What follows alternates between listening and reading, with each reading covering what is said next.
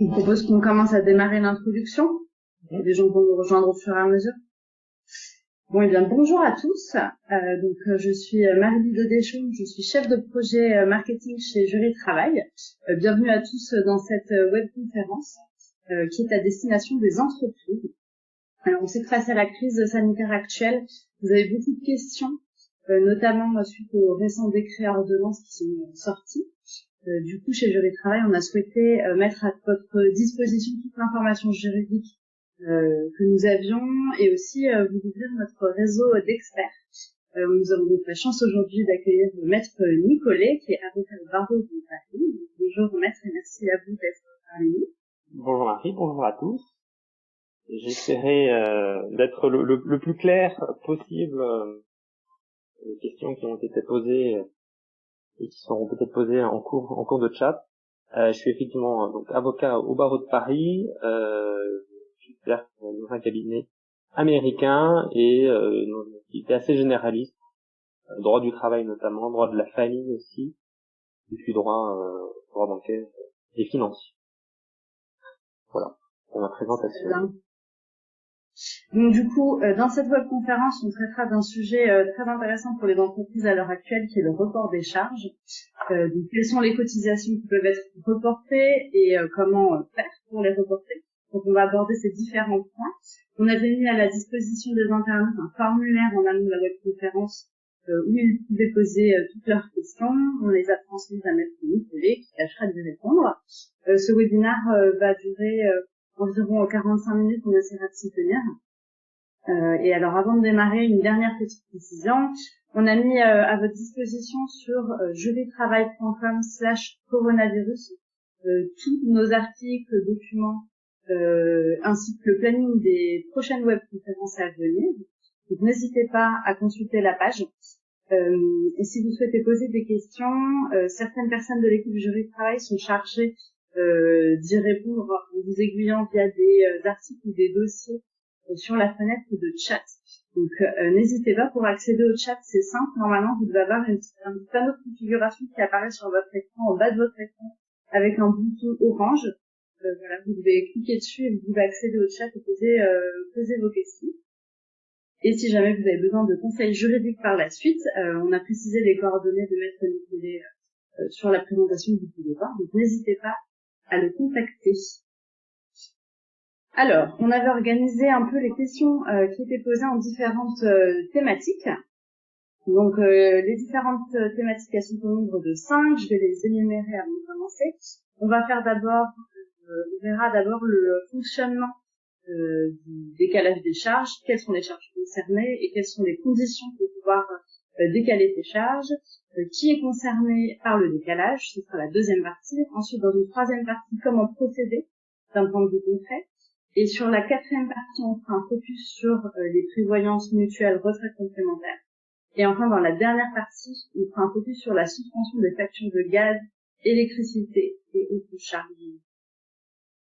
Voilà, de commencer. Donc, sur la première partie, le fonctionnement général du décalage des charges.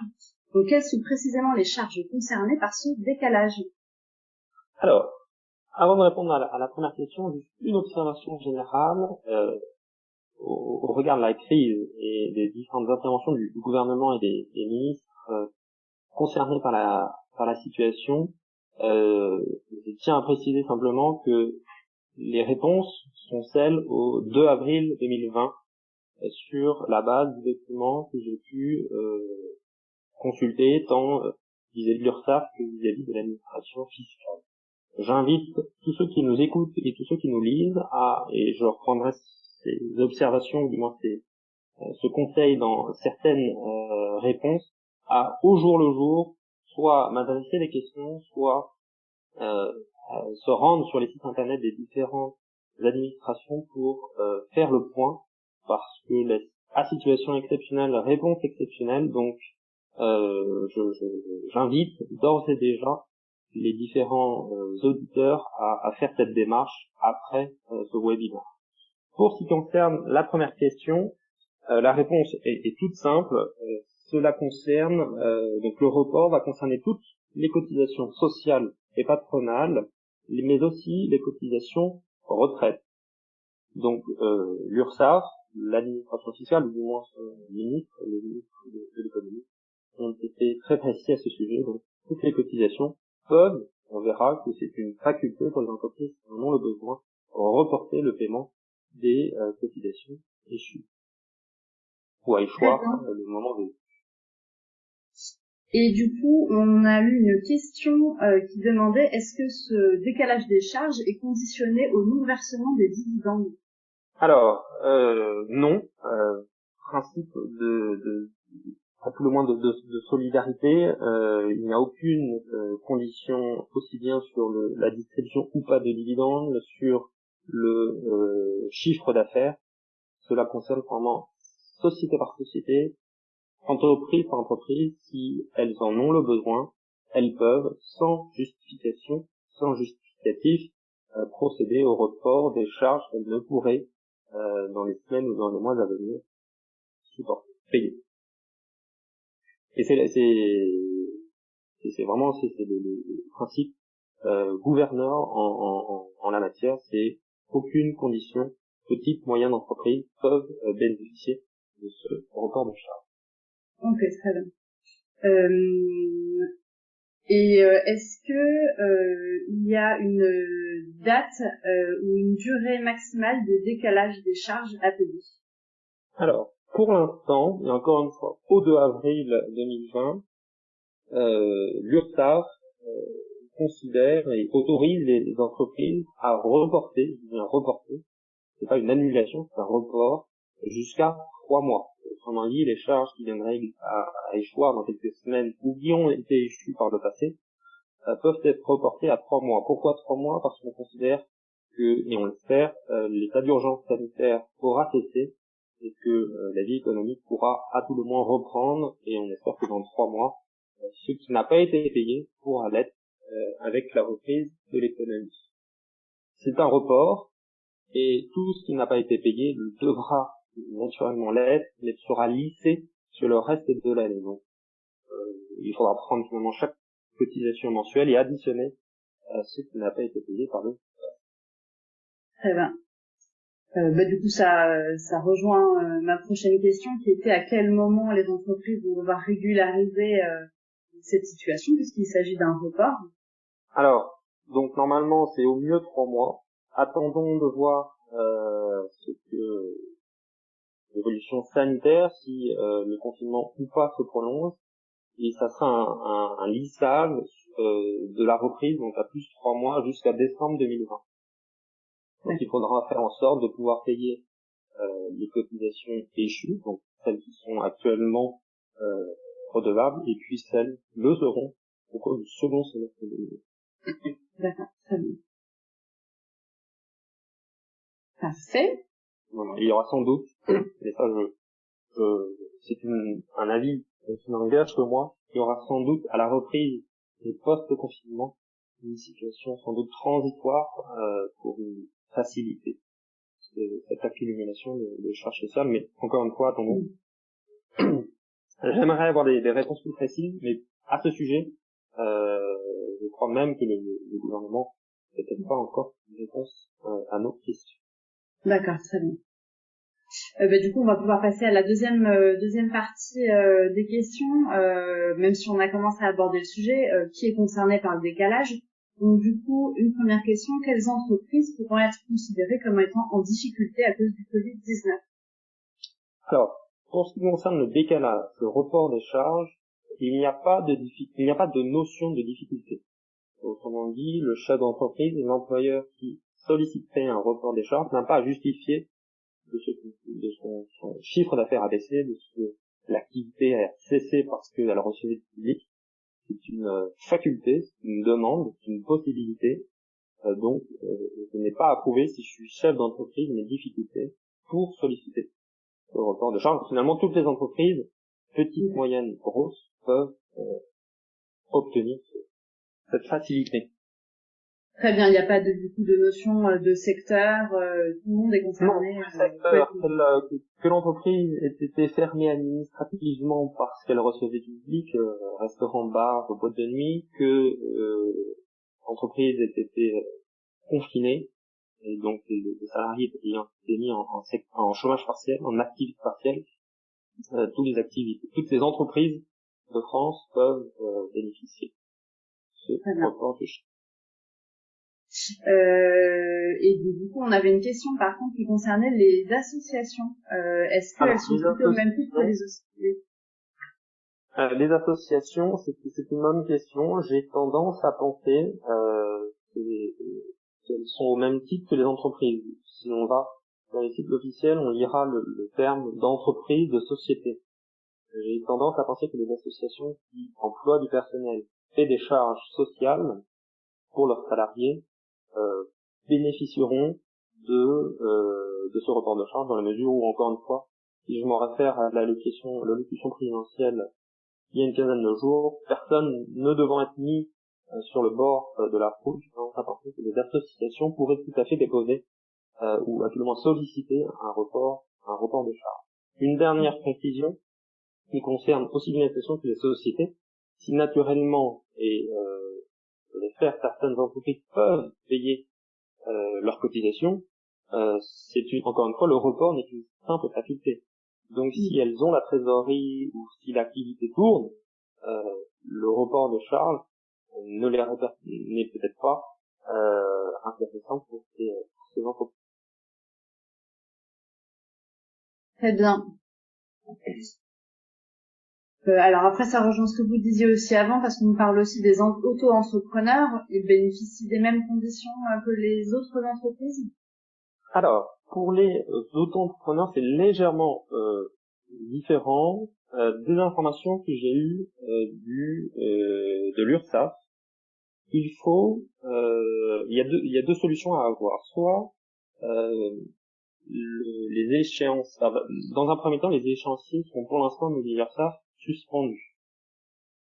J'anticipe sur une question qui pourra peut-être être posée ultérieurement, mais pour les auto-entrepreneurs, il y a la possibilité soit donc d'arrêter le prévotement, ou alors de faire en sorte vis-à-vis de l'URSSAF, chacun dans son espace personnel sur l'URSSAF a la possibilité, nous dit l'URSSAF, de contacter son agent pour moduler ou à tout le moins suspendre le paiement des cotisations, des charges. Donc oui, les auto-entrepreneurs sont bien évidemment concernés par ce report de paiement. Sans pénalité et sans majoration, si je peux rassurer nos auditeurs. Parfait, merci. Alors, on va passer à la troisième partie sur la partie un peu plus concrète de comment procéder pour bénéficier de ce report de charge. Tout d'abord, comment traiter l'échéance du 15 avril? Alors, je vais être peut-être redondant pour certains qui nous écoutent. Malheureusement, à ce stade et à ce jour, l'échéance du 15 avril n'a pas été encore solutionnée. On est le 2, il reste 13 jours à l'émission officielle pour informer celles et ceux qui payent leur cotisation à l'échéance du 15. J'ai tendance à penser que, quand bien même on n'a pour l'instant pas d'informations, on peut raisonner de façon similaire à ce qui s'est passé pour l'échéance du 15 mars, on dit un report, de combien, sans doute de la même durée, peut-être 3 mois, d'autant plus que le confinement ayant été prolongé de 15 jours, je pense que l'échéance du 15 avril suivra le même sort que celle du 15 mars, c'est-à-dire un report au second semestre, ou à tout le moins dans 3 mois, pour permettre aux entreprises des facilités de caisse et de trésorerie. Malheureusement, ce n'est pas une information certaine parce que le ministère n'a pas encore communiqué au sujet du 15 avril. On nous invite, et je vous invite, à vous tenir finalement informé vis-à-vis du site internet qui est assez bien fait pour l'échange du 15 avril. Très bien. Et donc du coup, est-ce qu'on a des informations concernant le formalisme à adopter, surtout sachant que actuellement il n'y a pas vraiment de réponse des banques, personne ne répond aux mails, au téléphone, etc. Bref, c'est difficile de joindre les différentes administrations. Donc, est-ce qu'il y a des explications sur la manière de procéder. Oui, Mettre en place. alors, je vais essayer, je pense que c'est la partie qui m'intéresse de plus nos auditeurs. Vous avez deux situations. La première, ce sont les entreprises qui n'ont pas recours à la déclaration sociale nominative, donc on considère, et on les appelle le RA dans la suite de nos propos, les entreprises finalement sans prélèvement automatique. Pardon, avec un prélèvement automatique. Dans ce cas-là, les entreprises qui n'ont pas recours au DSN et qui payent leurs charges par des prélèvements automatiques peuvent, encore là aussi une simple faculté, supprimer le prélèvement pour les échéances à venir sans finalité ni majoration. Si l'ordre de paiement, parce que les virements sont finalement appelés quelques jours avant l'échéance, si le virement est déjà passé ou est en train d'être passé, il est possible de bloquer le prélèvement vis-à-vis de sa banque. Alors j'entends que les banques ne sont peut-être pas aujourd'hui les plus réactives, et alerter l'URSSAF sur le fait que je suis en prélèvement automatique, je n'ai pas pu empêcher le blocage, mais je souhaite la bloquer. Comment faire? J'invite, là aussi, c'est les recommandations de l'URSSAF, j'invite nos éditeurs, si ils sont dans une telle situation, si l'échéance est en train d'être payée, à se rapprocher d'urgence de leur conseiller, qui, je l'espère, fera en sorte de soit rétrocéder le virement, soit de le suspendre catégoriquement. Pour celles et ceux qui sont et qui déclarent, donc, qui font des déclarations sociales nominatives, j'anticipe sans doute sur une question qui pourrait être posée. Oui, la DSN doit être adressée pour le mois en cours, c'est-à-dire avant le 5 avril, 23h50.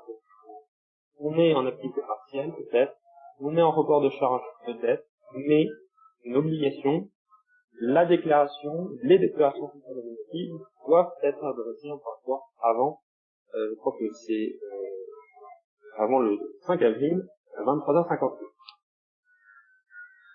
Comment et que dois-je indiquer dans ma DSN? Eh bien, ça va dépendre, finalement, c'est une réponse générale, mais qui dépendra de la casuistique. Je peux minorer ou tout simplement mettre 0 dans la case charge. D'accord, c'est ça. Et si je mets 0, eh bien, l'administration en tiendra compte et ne prélèvera pas le montant, ou à tout le monde prélèvera le montant que j'ai minoré pour ensuite, là aussi c'est une activité, mais n'oublions pas que l'administration fiscale ne nous fera pas des cadeaux, pour ensuite rattraper au cours du site internet ce que j'ai minoré.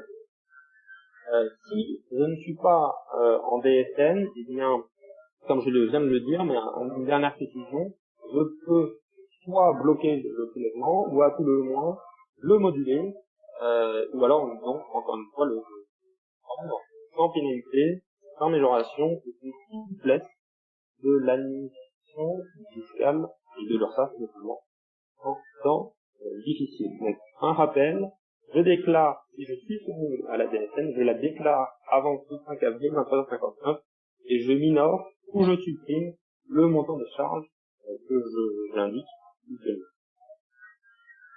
Très clair. Alors, nous avions une question qui nous demandait si chaque entreprise allait devoir contacter chacun des organismes pour demander l'échelonnement des paiements. Alors, ou si vous pouvez les contacter un à un.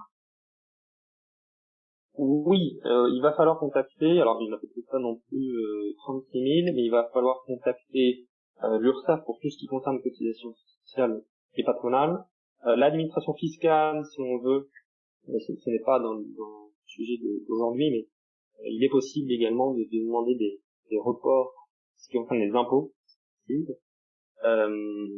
et encore une fois, les organismes, on abordera peut-être cette question dans quelques instants, mais il est possible de se rapprocher des organismes de retraite, tout ce qui concerne retraite complémentaire mutuelle, pour demander le report de ces charges. Donc oui, il faut passer quelques instants pour faire ces démarches.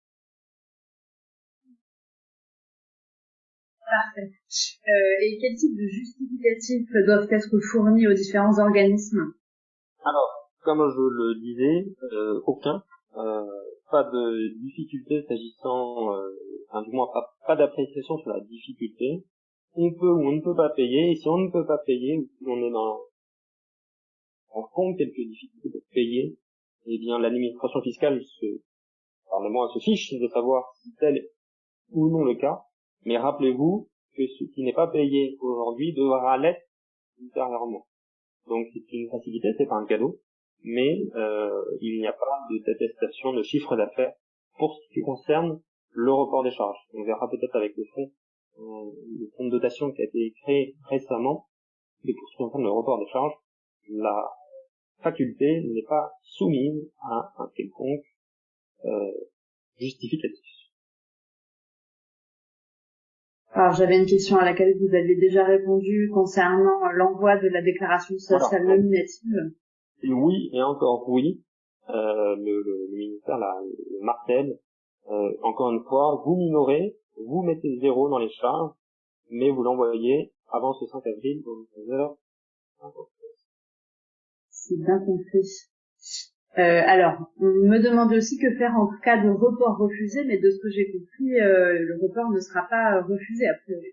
Pour ce qui concerne le report des charges, il n'y a pas d'appréciation de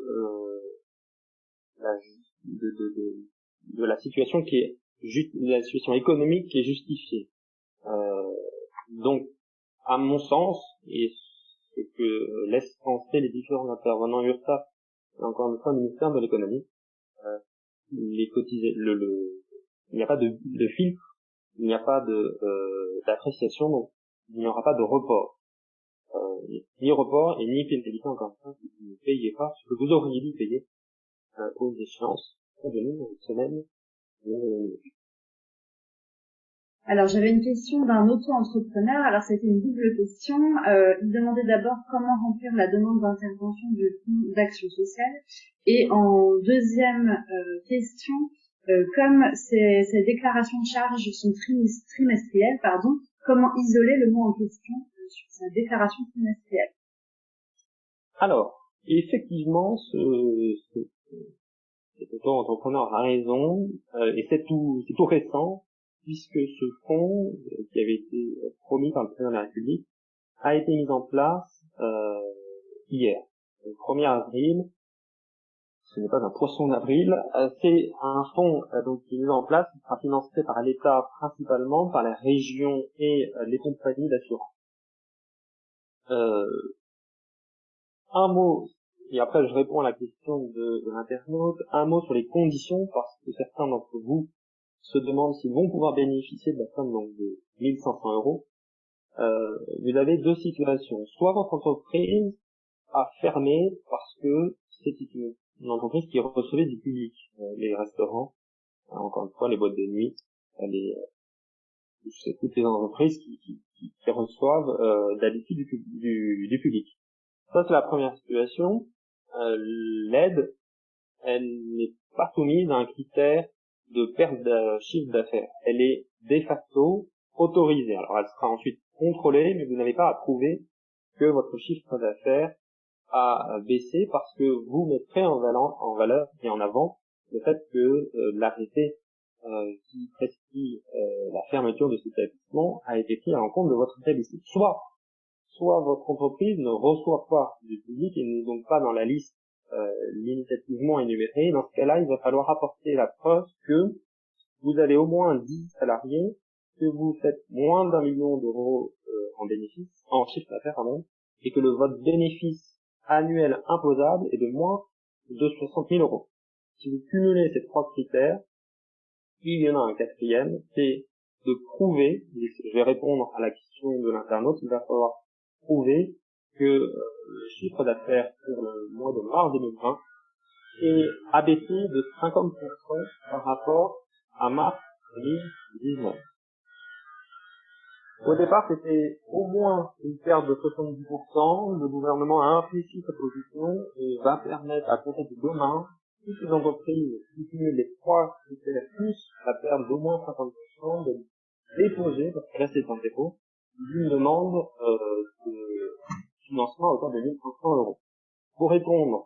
interrogation enfin donc de l'internaute, j'aurais tendance à penser que si effectivement les charges sont trimestrielles, il va falloir un mot, une attestation de son comptable en disant, voilà, je prends mars 2020, enfin du moins janvier à mars 2020, je prends janvier à mars 2019.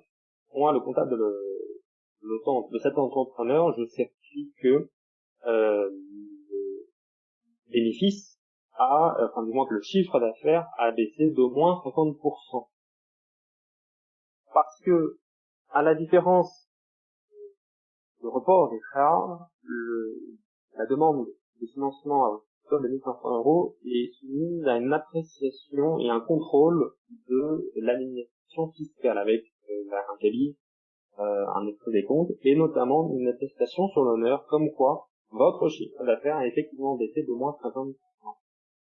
Pour répondre enfin donc, complètement à cette question, je préconiserais une attestation en disant j'isole objectivement ce que j'ai fait en mars 2019, enfin du moins pardon, j'isole le chiffre d'affaires de mars 2019 et les charges, je fais la même chose pour 2020, je joins une attestation de mon comptable et je pourrais à mon tour bénéficier de l'attestation de 2020.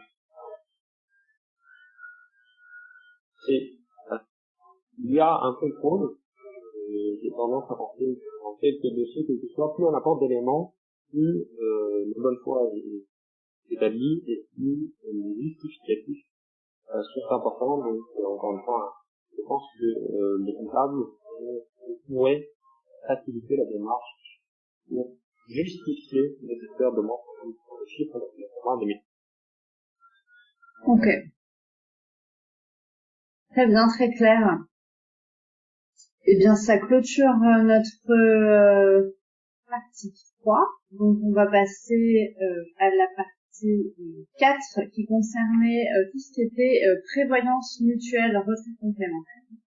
Donc, la première question est le décalage des charges est-il aussi valable pour les autres caisses que l'URSSAF, donc retraite complémentaire, supplémentaire, mutuelle, prévoyance, etc. Alors, la réponse, vous l'avez deviné, puisque je vais vous donner quelques indices, la réponse est oui. Là aussi, souplesse de l'administration, report ou accord de délai pour le paiement des cotisations de retraite complémentaire ou de mutuelle ou prévoyance. La difficulté, ou du moins la seule différence, c'est que le SAF invite chacune des entreprises qui souhaiteraient un report de cotisations mutuelles et retraite complémentaire à se rapprocher des institutions concernées. Donc cette démarche, s'agissant de la prévoyance, de la mutuelle, voire même de la retraite complémentaire, ce n'est pas affaire vis-à-vis de l'URSSAF, c'est affaire vis-à-vis, encore une fois, des institutions qui sont et qui vous délivrent les contrats mutuels, les contrats de retraite.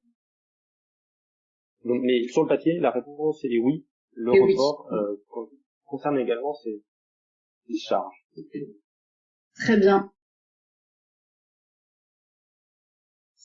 Eh bien, écoutez, je crois que sur cette partie-là, les autres questions étaient liées. Donc, on va passer sur la partie qui concernait la suspension des autres charges de type facture de gaz, électricité, eau, etc. Alors, peut-on demander au bailleur un échelonnement des loyers en retard sur une période longue? Alors, la question, si elle paraît simple sur le papier, et comme là aussi l'a dit M. le Président, normalement les commerçants, enfin les entreprises pourraient bénéficier d'un report au paiement des factures de gaz, électricité, eau et charges. Ce report, il faut le lire entre les lignes parce que il est conditionné aux critères que j'ai énumérés il y a quelques instants s'agissant du fonds de solidarité. Autrement dit, il n'est pas automatique pour toutes les entreprises. Il faut, je rappelle, avoir plus de 10 salariés. Il faut moins d'1 million d'euros de bénéfices annuels et moins de 60 000 euros donc de chiffre d'affaires. Si vous cumulez ces trois critères, vous pouvez, et là c'est même quasiment un droit, vous êtes éligible à la suspension des factures de gaz, d'électricité, d'eau et de charge. Donc tout ce que vous auriez dû payer à ce titre là aussi, comme les charges sociales et patronales, sera reporté post-confinement et avec là aussi un lissage sur le reste de l'année. Maintenant, si vous n'êtes pas éligible au fonds de dotation parce que vous avez moins de 10 salariés, parce que votre chiffre d'affaires annuel est de plus de 60 000 euros, malheureusement, la suspension ne vous concerne pas. Mais il ne reste pas moins que vous lisez quelques articles à ce sujet. Les principales fédérations des bailleurs ont appelé leurs partisans à être souples et à éventuellement proposer soit un report, soit une modulation dans le temps des loyers notamment commerciaux. Donc, je pense, et solidaire en traitement, si vous ne pouvez pas faire face au paiement du loyer, en avril avec vous, il faut d'urgence se rapprocher de votre bailleur, de lui indiquer que malheureusement vous ne bénéficierez pas de droits à l'exécution et que confinement oblige, activité partielle oblige, vous souhaiteriez prendre le paiement de votre loyer. De la même façon, vous pouvez tout à fait vous rapprocher de d'EDF, GDF, pour vous permettre un report de paiement de ces charges auxquelles vous pourriez ne pas faire. Avec Très une bien. reprise post-confinement, une reprise dans le paiement post-confinement. C'est reparti. Donc, Alors, un rappel, si mes propos ont été, allez-y. n'ont pas été dûment entendus. Donc, je peux bénéficier du report du paiement de mes charges type gaz, eau, EDF et loyer si et seulement si je suis dans la catégorie de l'entreprise qui pourrait bénéficier du fonds de dotation, encore une fois, plus de 10 salariés, moins d'1 million d'euros de chiffre d'affaires et moins de 60 000 euros de chiffre d'affaires. Si je ne suis pas dans cette situation, je prends contact avec mon bailleur et je lui demande d'être indulgent et de me laisser quelques semaines ou mois pour régler le loyer ou ce qui concerne l'eau, l'électricité vis-à-vis des différentes entreprises de distribution de ces services. Très bien. Et donc du coup, la question de l'internet qui va suivre, vous y avez un peu répondu déjà. Un commerce ouvert durant la période du confinement peut donc demander un report de loyer s'il rentre dans les conditions que vous avez énumérées juste avant. Oui. Alors, un commerce ouvert pourrait ou pas rencontrer des difficultés, mais encore une fois, la suspension de droit, parce que c'est dans le cas de l'état d'urgence sanitaire, l'est uniquement si ce commerce ouvert cumule les 3 critères que je viens d'énumérer. Si je reste ouvert mais que je dépasse les seuils, et bien là encore, je dis à mon bailleur que si je suis ouvert, il y a moins de clientèle, que je ne peux le payer que de 50% et que les 50% suivront lorsque l'activité économique reprendra. Très bien. Alors, prochaine question. Sur combien de temps le loyer sera échelonné pour procéder à son règlement? De la même façon que les charges sociales seront échelonnées dans le temps post-confinement, le loyer qui reste dû le sera divisé finalement au cours du second semestre, et ce qui n'a pas été payé peut-être au mois de mars, certainement au mois d'avril, sera fractionné à la reprise pour les payer. Donc il n'y a pas dans la loi, à tout le moins dans les ordonnances qui ont été prises à la fin du mois de mars, il n'y a pas de délai s'agissant encore une fois de gaz et eau et électricité. on considère que le report suivra le même sort, le report du paiement des loyers suivra le même sort que le report des charges sociales, donc à échéance de 3 mois, et au mieux, mais encore une fois, tout se négocie jusqu'en décembre 2020. Très bien. Un recours en justice est-il possible pour des loyers impayés pendant cette période de confinement? Alors, c'est une question très intéressante, et le législateur, le gouvernement, par ordonnance, est intervenu sur ce sujet. Et là aussi, il faut distinguer deux situations. La première situation, c'est que je suis une TPE, une PME, dont l'activité a cessé parce que l'autorité administrative me l'a demandé. Encore une fois, les restaurants, si je prends cet exemple concret. Je ne paye pas donc mon loyer, c'est un droit qui m'est donné. Et lors du redémarrage, je n'aurai ni intérêt ni pénalité de retard s'agissant donc des différés de loyer. Je ne suis pas dans la catégorie donc des TPE et PME dont le secteur n'a pas été interrompu, un département par exemple. Eh bien, dans ce cas, c'est une discussion avec le bailleur qui est attendu, une bienveillance de sa part, parce que si dans la première catégorie, aucune action en justice, clause résolutoire notamment, ne peut être, commandement de payer de la même façon, ne peut être délivrée pour les entreprises qui ont cessé parce qu'elles lui ont été contraintes, autant si je suis une TPE qui n'a pas été contrainte de fermer, je pourrais, mais ça serait assez malveillant de la part du bailleur, je pourrais éventuellement faire l'objet d'une procédure pour n'avoir pas payé en temps et en heure mon loyer.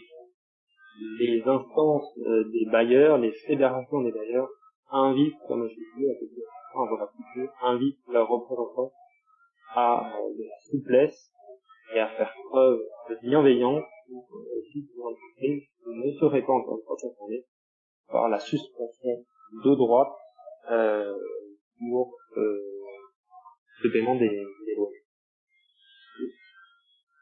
Une dernière précision et un rappel, aujourd'hui les tribunaux sont fermés, seules les actions les plus urgentes peuvent l'aider. Alors c'est pas un conseil, mais vous ne pourriez pas faire l'objet dans les prochaines semaines d'une quelconque action pendant une clause résolutoire. Il n'y aurait pas d'urgence caractérisée dans les tribunaux fermés, mais faites attention à la reprise et entamez dès à présent les négociations avec bailleurs pour éviter toute difficulté à ce sujet. Que si la bienveillance n'est pas de droit, malheureusement, peut-être pourront certains bailleurs pourront faire en prochain. Très bien. Alors, c'était la dernière question de la liste que nous avions relevée. Il est quelle heure? 14h44. Est-ce que vous souhaitez préciser, apporter une précision sur un point ou Non, simplement un conseil utile pour ceux qui nous ont rejoints en cours de route, ce que je terminerai finalement comme j'ai commencé. Je vous invite donc soit à nous adresser des demandes ou à m'adresser des demandes, mais aussi à se tenir dûment informé de l'actualité parce qu'elle est mouvante en ces temps. L'URSSAF et le ministère de l'économie mettent régulièrement, voire tous les jours, leurs conseils à jour. Donc, et c'est pour l'échange, si on reprend l'exemple de l'échange du 15 avril, il y aura des informations, j'en suis certain, à ce sujet-là. Donc, tenez-vous au courant, c'est l'un des conseils que je peux donner à nos internautes. Super, c'est bien compris. Merci beaucoup. Je vous en prie. Alors j'espère que ce webinaire vous a plu et que vous aurez eu les réponses que vous attendiez. Donc n'hésitez pas à contacter Maître Nicolet si vous avez besoin de conseils juridiques plus poussés sur certaines problématiques. Et merci à vous, Maître Nicolet, d'avoir accepté notre invitation.